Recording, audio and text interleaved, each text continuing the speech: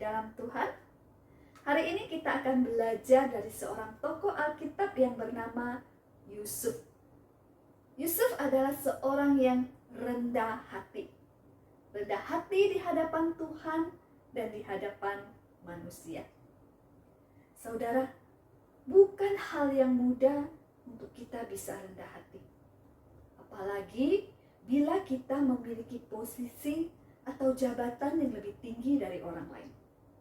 Atau ketika kita mempunyai kemampuan khusus atau kemampuan yang lebih dibanding dengan orang lain.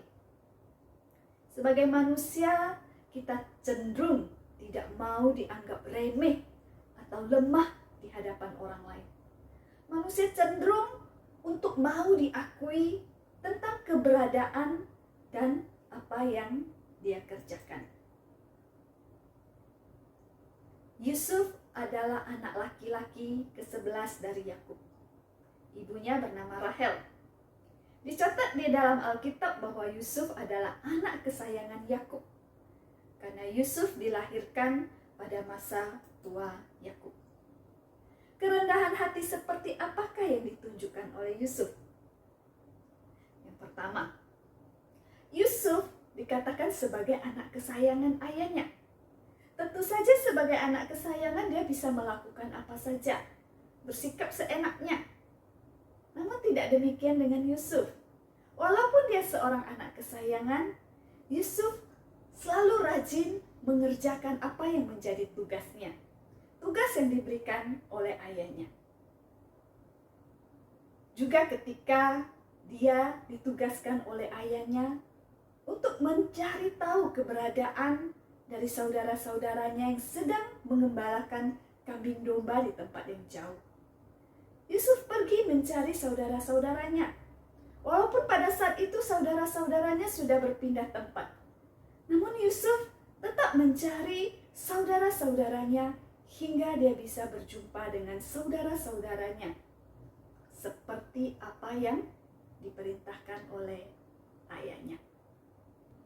Kedua, ketika saudara-saudara Yusuf memperlakukan dia dengan tidak baik, membuangnya ke dalam sumur kosong, bahkan berencana membunuhnya, dan akhirnya menjualnya, Yusuf yang seorang anak kesayangan tidak mengeluh dan tidak marah kepada saudara-saudaranya. Hal ini terbukti ketika Yusuf telah menjadi seorang penguasa di Mesir, dan ketika itu terjadi kelaparan di seluruh negeri, bahkan negeri tempat tinggal ayahnya dan saudara-saudaranya.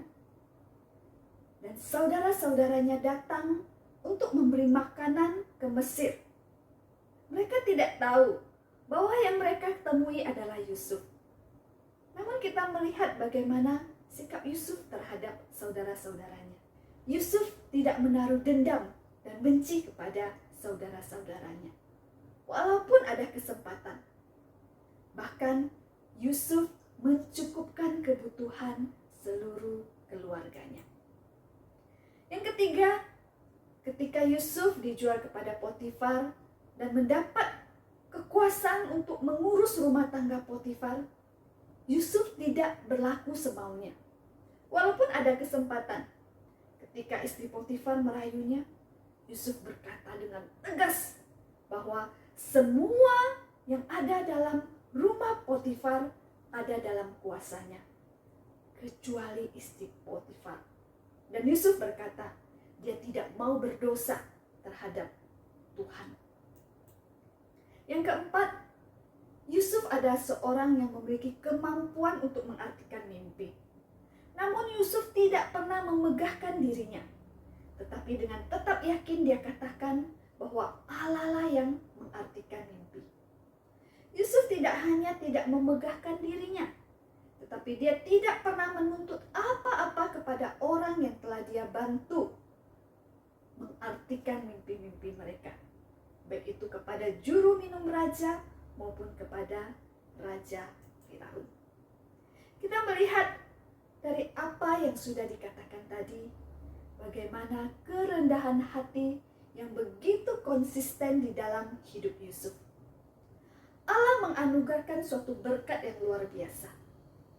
Yusuf pada akhirnya menjadi seorang penguasa di tanah Mesir dan menjadi berkat bagi keturunan Yakub. Saudara, kerendahan hati bukanlah sesuatu yang dibuat-buat. Kerendahan hati bukanlah sesuatu yang hanya ditunjukkan di suatu kondisi atau situasi tertentu.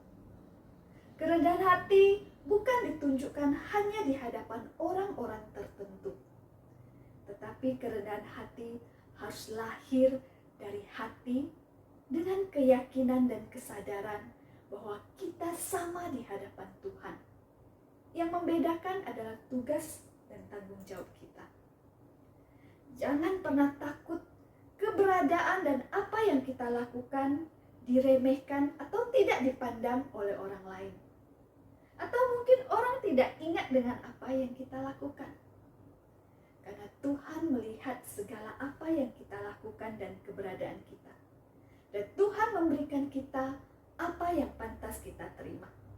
Dan kita akan tetap bisa menjadi berkat bagi orang lain.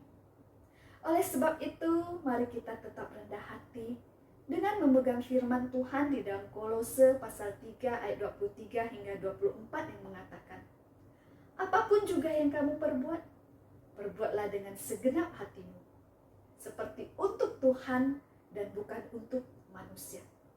Kamu tahu bahwa dari Tuhanlah kamu akan menerima bagian yang ditentukan bagimu sebagai upah. Kristus adalah Tuhan dan kamu hambanya. Kiranya apa yang kita pelajari dari Yusuf ini boleh memotivasi kita. Segala kemuliaan hanya bagi nama Tuhan. Tuhan memberkati. Roh Kudus, cipta, sujud